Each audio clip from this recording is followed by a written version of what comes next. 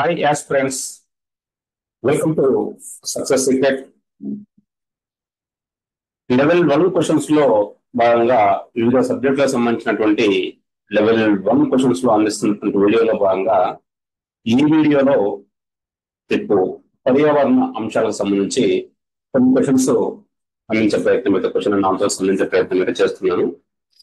ఇది మొత్తము level 1 questions ఉంది. అంటే ఇది కేవలము మల్టిపుల్ చాయిస్ క్వశ్చన్స్ మాత్రమే. తర్వాత మనకు సక్సెస్ సీక్రెట్ ద్వారా లెవెల్ 2 క్వశ్చన్స్ కూడా రాబోతాయి. అంటే మ్యాచ్ ది ఫాలోయింగ్ క్వశ్చన్స్, తర్వాత స్టేట్మెంట్ క్వశ్చన్స్, ఇవి కూడా అన్ని సబ్జెక్టులకు సంబంధించి తో పాటు కరెంట్ అఫైర్స్ కూడా అన్ని అందించే ప్రయత్నం అయితే మన సక్సెస్ సీక్రెట్ ద్వారా చేపట్టడం జరిగింది. మరి మన యాప్ లో కూడా ఈ క్వశ్చన్స్ అనేవి మీకు అన్ని సబ్జెక్టుల వారీగా, టాపిక్ వారీగా కూడా ప్రాక్టీస్ చేసుకోవడం కోసం అందుబాటులో ఉంటాయి. కాబట్టి తప్పక వాటిని యూటిలైజ్ చేసుకోండి. మరి ఈ రోజు మనం ఈ క్లాస్ లోకి మరి వెళ్దాం. మొదటి క్వశ్చన్ కనుక చూసినట్లయితే, ఓజోన్ పొర పరిరక్షణకు చేసుకున్న అంతర్జాతీయ ఒప్పందం ఏది? ఓజోన్ పొర పరిరక్షణ కోసం చేసుకున్నటువంటి అంతర్జాతీయ ఒప్పందం ఏది అనేది క్వశ్చన్ అండి. మరి దీంట్లో మనకు మీకు ఇక్కడ చూసినట్లయితే Kyoto protocol, Montreal protocol, stock home declaration, basal convention అని ఇవ్వడం అయితే జరిగింది. మరి దీంట్లో ఏది అని మనం ఒకసారి కనుక చూసినట్లయితే మాంట్రియాల్ ప్రోటోకాల్, ఈ ఓజోన్ పొర పరిరక్షణ కోసం చేసుకున్నటువంటి అంతర్జాతీయ ఒప్పందం పేరు ఏంటి అంటే మాంట్రియాల్ ప్రోటోకాల్. నెక్స్ట్ క్వశ్చన్ చూద్దామండి. దేశంలోనే అతి పెద్ద అరటి పండ్లను ఇచ్చే ఆ చెట్టును ఎక్కడ గుర్తించారు? దేశంలోనే అతిపెద్ద అరటి పండ్లను ఇచ్చేటువంటి చెట్టును ఎక్కడ గుర్తించారు అంటే మరి దీన్ని అండమాన్ నికోబార్ దీవుల్లో గుర్తించడం జరిగింది. అండమాన్ నికోబార్ దేశంలోనే అతిపెద్ద అరటి పండ్ల చెట్టును ఎక్కడ గుర్తించారంటే అండమాన్ నికోబార్ దీవుల్లో గుర్తించడం జరిగింది. Next, United nations framework convention on climate change ఎప్పుడు అమల్లోకి వచ్చింది? ఎప్పుడు అమల్లోకి వచ్చింది అంటే 1994 మార్చి 21న ఈ United nations framework convention on climate change అనేది అమల్లోకి రావడం జరిగింది. తర్వాత క్వశ్చన్ మనం చూసినట్లయితే, యునైటెడ్ నేషన్స్ ఎన్విరాన్మెంట్ ప్రోగ్రామ్ ప్రధాన కార్యాలయం ఎక్కడ ఉంది?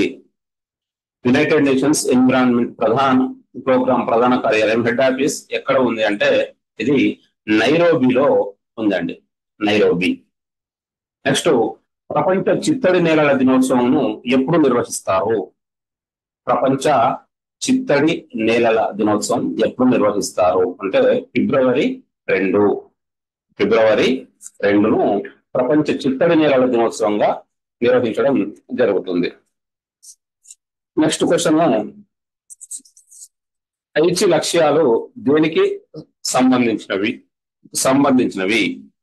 ఐచి లక్ష్యాలు, ఐచి గోల్స్ అనేవి దేనికి సంబంధించినవి? ఇవి జీవ వైవిధ్య సంరక్షణకు సంబంధించినవి ఐచి లక్ష్యాలు అనేవి.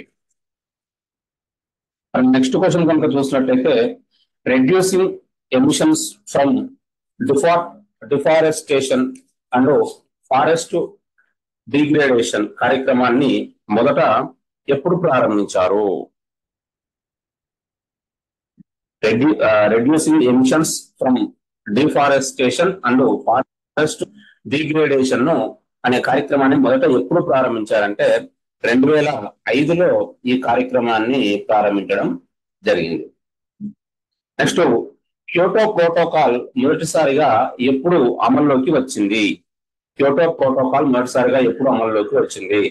2005 ఫిబ్రవరి 16న ఈ క్యోటో ప్రోటోకాల్ అనేది మొదటిసారి అమల్లోకి రావడం జరిగింది. నెక్స్ట్, జన్యు మార్పిడి జీవులు వాటి ఉత్పత్తుల వినియోగం ద్వారా మానవుడికి ఇతర జీవులకు ఏమాత్రం హాని కలగకూడదు అనే లక్ష్యంతో చేసుకున్న అంతర్జాతీయ ఒప్పందం పేరు ఏమిటి? జన్యు మార్పిడి జీవులు వాటి ఉత్పత్తుల వినియోగం ద్వారా మానవులకు ఇతర జీవులకు ఏమాత్రం హాని కలగకూడదు అనే లక్ష్యంతో చేసుకున్నటువంటి అంతర్జాతీయ ఒప్పందం పేరు ఏమిటి అంటే అది కార్టజినా ప్రోటోకాల్.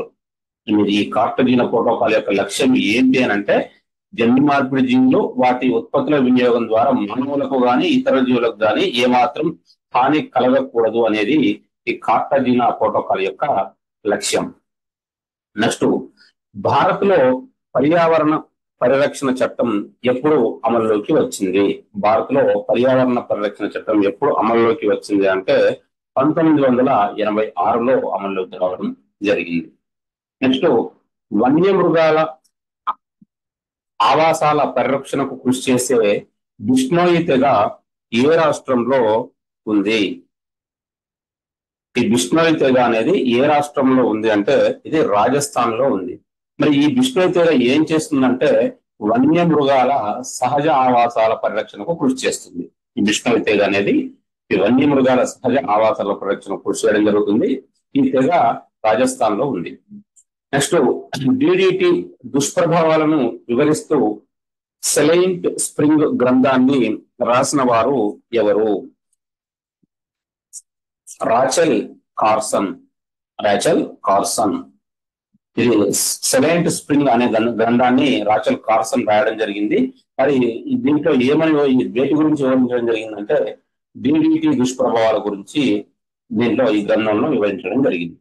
నెక్స్ట్, ప్రపంచవ్యాప్తంగా చిత్తడి నేలల పరిరక్షణకు చేసుకున్న అంతర్జాతీయ ఒప్పందం ఏది? చిత్తడి నేలల పరిరక్షణకు చేసుకున్నటువంటి అంతర్జాతీయ ఒప్పందం ఏది అంటే రామ్సార్ కన్వెన్షన్.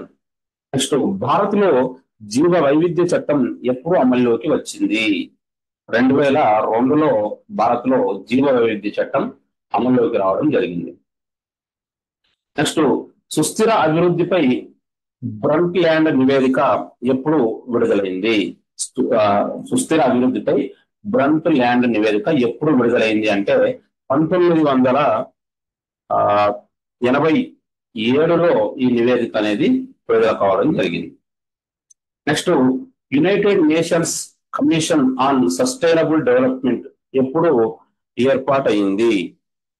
1992లో ఈ United nations commission on sustainable development అనేది ఏర్పాటు కావడం జరిగింది. నెక్స్ట్, అజెండా 21 దేనికి సంబంధించినది? అజెండా 21 అనేది దేనికి సంబంధించింది అంటే సస్టైనబుల్ డెవలప్మెంట్, సుస్థిర అభివృద్ధికి సంబంధించింది. ఈ అజెండా 21 అనేది సుస్థిర అభివృద్ధికి సంబంధించినటువంటిది. నెక్స్ట్, బాన్ కన్వెన్షన్ దేనికి సంబంధించినది? బాన్ కన్వెన్షన్ దేనికి సంబంధించింది? ఈ బాన్ కన్వెన్షన్ అనేది వలస పక్షుల పరిరక్షణకు సంబంధించినటువంటి వలస పక్షులకు సంబంధించింది బాన్ కన్వెన్షన్. నెక్స్ట్ క్వశ్చన్ మనం చూసినట్లయితే మిస్టర్ హ్యూమ్స్ పిసాంట్ అనేది ఏ 2 రాష్ట్రాల రాష్ట్రపక్షి? మిస్టర్ హ్యూమ్స్ పిసాంట్ అనేది ఏ రాష్ట్రాల రాష్ట్రపక్షి అంటే మిజోరాం, మణిపూర్. నెక్స్ట్, ఏ దేశంలో ప్రత్యేకంగా మావోరి తెగ కనిపిస్తుంది? మావోరి తెగ ఏ దేశంలో కనిపిస్తుంది అంటే ఈ న్యూజిలాండ్ లో ఈ మావోరి తెగ అనేది కనిపిస్తుంది. నెక్స్ట్, కింది వాటిలో భారత్ కు చెందిన పూర్తి స్థానియ జాతి ఏది అని అండమాన్ పంది, అండమాన్ టీల్, కలివికోడి, పైవన్ని అనేది ఇవ్వడం జరిగింది. దీంట్లో భారత్ కు చెందినటువంటి పూర్తి స్థానియ జాతి ఏది అంటే అన్ని అండమాన్ పంది కానివ్వండి, అండమాన్ టీల్ కానివ్వండి, కలివికోడి కానివ్వండి, ఈ 3 కూడా భారత్ కు చెందినటువంటి స్థానియ జాతులే. నెక్స్ట్, కింది వాటిలో అమెజాన్ నది డాల్ఫిన్ ఏది? అమెజాన్ నది డాల్ఫిన్ ఏది అంటే అమెజాన్ నది యొక్క డాల్ఫిన్ బోటో. నెక్స్ట్, చిప్కో ఉద్యమంలో పాల్గొన్న వారిలో ఎవరికి గాంధీ పీస్ ప్రైజ్ లభించింది? చిప్కో ఉద్యమంలో పాల్గొన్న వారిలో ఎవరికి గాంధీ పీస్ ప్రైజ్ లభించింది అంటే చండీ ప్రసాద్ భట్కు ఈ చిప్కో ఉద్యమంలో పాల్గొన్నందుకు గాను గాంధీ పీస్ ప్రైజ్ రావడం జరిగింది. నెక్స్ట్, నేషనల్ బయోడైవర్సిటీ అథారిటీ ప్రధాన కార్యాలయం ఎక్కడ ఉంది? చెన్నై. ఈ చెన్నైలో నేషనల్ బయోడైవర్సిటీ అథారిటీ యొక్క హెడ్ ఆఫీస్ అక్కడ ఉంది, చెన్నైలో ఉంది. నెక్స్ట్, సెండాయి ప్రణాళిక, సెండాయి ప్లాన్ దేనికి సంబంధించింది? సెండాయి ప్రణాళిక దేనికి సంబంధించింది అంటే ఇది విపత్తు నిర్వహణకు సంబంధించింది. స్వాదు జలావరణ వ్యవస్థల అధ్యయనాన్ని ఏమంటారు? స్వాదు జలావరణ వ్యవస్థల అధ్యయనాన్ని ఏమంటారు అంటే లిమ్నాలజీ. ఈ స్వాదు జలావరణ వ్యవస్థల యొక్క అధ్యయనాన్ని లిమ్నాలజీ అని అంటారు. నెక్స్ట్, క్రింది వాటిలో జాతి వైవిధ్యతను సూచించేది ఏది? క్రింది వాటిలో జాతి వైవిధ్యం సూచించేది ఏది అని 4 ఇవ్వడం జరిగిందంటే, 1 ఆల్ఫా వైవిధ్యం, బీటా వైవిధ్యం, గామా వైవిధ్యం, 4 ఏది కాదు అని కూడా ఇవ్వడం జరిగింది ఆప్షన్. మరి దీంట్లో చూసినట్లయితే మరి జాతి వైవిధ్యం సూచించేది ఏది అంటే ఆల్ఫా వేరియేషన్. ఆల్ఫా వైవిధ్యం అనేది జాతి వైవిధ్యతను సూచిస్తుంది. నెక్స్ట్, సముద్రపు అడుగు భాగంలో ఉండే జీవరాశిని ఏమంటారు? సముద్రపు అడుగుల భాగంలో ఉన్నటువంటి జీవరాశిని ఏమంటారంటే బెంథాస్. బెంథాస్ సముద్రపు అడుగు భాగంలో ఉన్నటువంటి జీవరాశి యొక్క పేరు బెంథాస్. నెక్స్ట్, ముకుటా ల్యాండ్, పోండో ల్యాండ్, ఆల్బనీ జీవ వైవిధ్య హాట్ స్పాట్ ఎక్కడ ఉంది? ముకుటా ల్యాండ్, పోండో ల్యాండ్, ఆల్బనీ జీవ వైవిధ్య హాట్ స్పాట్ ఎక్కడ ఉంది అంటే ఆఫ్రికాలో ఉంది. ఇది ముకుటా ల్యాండ్, పోండో ల్యాండ్, ఆల్బనీ జీవ వైవిధ్య హాట్ స్పాట్ అనేది ఆఫ్రికాలో ఉంది. నెక్స్ట్, జీవ వైవిధ్య హాట్ స్పాట్ భావనను తొలిసారిగా ప్రతిపాదించిన వారు ఎవరు? జీవ వైవిధ్య హాట్ స్పాట్ భావనను మొట్టమొదటిసారి ప్రతిపాదించిన వారు ఎవరు అంటే నార్మన్ మేయర్స్. Norman Mayers. ప్రపంచంలోనే అత్యంత ఎత్తైన జీవ వైవిధ్య హాట్ స్పాట్ ఏది? ప్రపంచంలోనే అత్యంత ఎత్తైనటువంటి జీవ వైవిధ్య హాట్ స్పాట్ ఏది అంటే హిమాలయాలు. ఈ హిమాలయాలు అనేటివి ప్రపంచంలోనే అత్యంత ఎత్తైనటువంటి జీవ వైవిధ్య హాట్ స్పాట్ గా పేరుగాంచాయి. Next, hot spots revisited. Hot spots revisited గ్రంథ రచయిత ఎవరు? Russell Mittermeier. Russell Mittermeier. Next, వేటిని డెట్రిటివోర్స్ గా వ్యవహరిస్తారు? వేటిని డెట్రిటివోర్స్ గా వ్యవహరిస్తారు అని మొక్కలు, జంతువులు, శిలీంధ్రాలు అన్ని అని ఒక ఆప్షన్ ఇవ్వడం జరిగింది. మరి వీటిలో వేటిని డెట్రిటివోర్స్ గా వ్యవహరిస్తారని చూసినట్లయితే శిలీంధ్రాలను డెట్రిటివోర్స్ గా వ్యవహరించడం జరుగుతుంది. నెక్స్ట్, ఘన వ్యర్థ పదార్థాల నిర్వహణకు సుస్థిరమైనటువంటి పద్ధతి ఏది? ఘన వ్యర్థ పదార్థాల నిర్వహణకు సుస్థిరమైనటువంటి పద్ధతి ఏది అంటే రీసైక్లింగ్. ఈ రీసైక్లింగ్ అనేది ఘన వ్యర్థ పదార్థాల యొక్క నిర్వహణకు సుస్థిరమైనటువంటి పద్ధతి. నెక్స్ట్, సిమ్లీపాల్ బయోస్పియర్ రిజర్వ్ ఏ రాష్ట్రంలో ఉంది? సిమ్లీపాల్ బయోస్పియర్ రిజర్వ్ ఏ రాష్ట్రంలో ఉంది అంటే ఇది ఒడిశాలో ఉంది. సిమ్లీపాల్ బయోస్పియర్ రిజర్వ్ అనేది ఒడిశా రాష్ట్రంలో ఉంది. నెక్స్ట్, 2 భిన్న ఆవరణల వ్యవస్థల మధ్య ఏర్పడే పరివర్తన ప్రాంతాన్ని ఏమంటారు? 2 భిన్న ఆవరణ వ్యవస్థల మధ్య ఏర్పడే పరివర్తన ప్రాంతాన్ని ఎకోటోన్ అని అంటారు. నెక్స్ట్, ఫ్లోటింగ్ పార్క్ గా పిలిచే కేబుల్ లాంజావో జాతీయ పార్కు ఏ రాష్ట్రంలో ఉంది? మణిపూర్ లో ఉంది. ఈ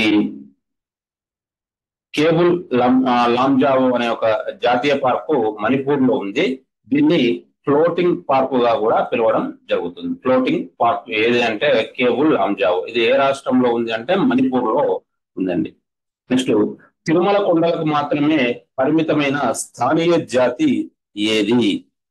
తిరుమల కొండలకు మాత్రమే పరిమితమైనటువంటి స్థానియ జాతి ఏది అంటే సైకస్ బెడ్డోమి అనే చెట్టు. సైకస్ బెడ్డోమి. ఈ సైకస్ బెడ్డోమి అనేటువంటి ఈ యొక్క చెట్టు ఆ తిరుమల కొండల్లో మాత్రమే ఉంటుంది.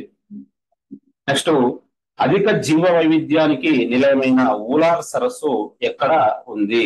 ఊలార్ సరస్సు ఎక్కడ ఉంది అంటే జమ్మూ కాశ్మీర్ లో ఉందండి. ఇది ఈ ఊలార్ సరస్సు జమ్మూ కాశ్మీర్ లో ఉంది. దీని యొక్క ప్రత్యేకత ఏంటంటే అధిక జీవ వైవిధ్యానికి ఈ ఊలార్ సరస్సు అనేది ఒక నిలయం.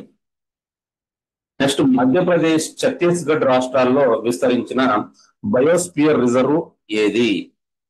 మధ్యప్రదేశ్, ఛత్తీస్గఢ్ ఈ రెండు రాష్ట్రాల్లో విస్తరించినటువంటి బయోస్పియర్ రిజర్వ్ ఏది అంటే Achanakmar Amarkantak biosphere reserve. Achanakmar Amarkantak. Next, క్రింది వాటిలో సజీవ శిలాజం ఏది అని 4 ఇవ్వడం జరిగింది. 1 జింకో బైలాప, 2 టౌటారాబెల్లి, 3 రాచపీత, 4 పైవల్లి అని ఇవ్వడం జరిగింది.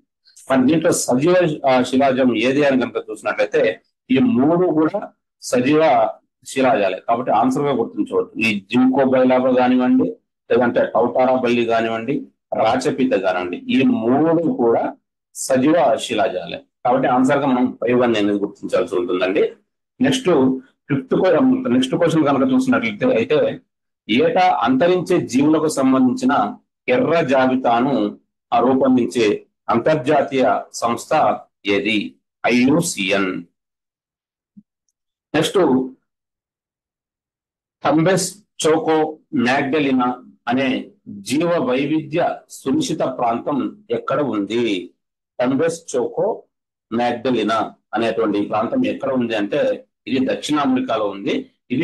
దీని యొక్క ప్రత్యేకత ఏంటి అంటే ఈ జీవ వైవిధ్య సునిశ్చిత ప్రాంతం ఇది. నెక్స్ట్, క్రింది వాటిలో రాష్ట్ర ప్రభుత్వాలు ఏర్పాటు చేసేది ఏది అని ఇవ్వడం జరిగింది. 1 జాతీయ పార్కు, 2 అభయారణ్యము, 3 బయోస్పియర్, 4 కన్జర్వేషన్ రిజర్వ్ అని ఇచ్చి ఇంట్లో రాష్ట్ర ప్రభుత్వాలు ఏర్పాటు చేసేది ఏది అని అడగడం జరిగిందంటే మరి దాంట్లో చూసినట్లయితే ఈ రాష్ట్ర ప్రభుత్వాలు ఏర్పాటు చేసేది కన్జర్వేషన్ రిజర్వ్.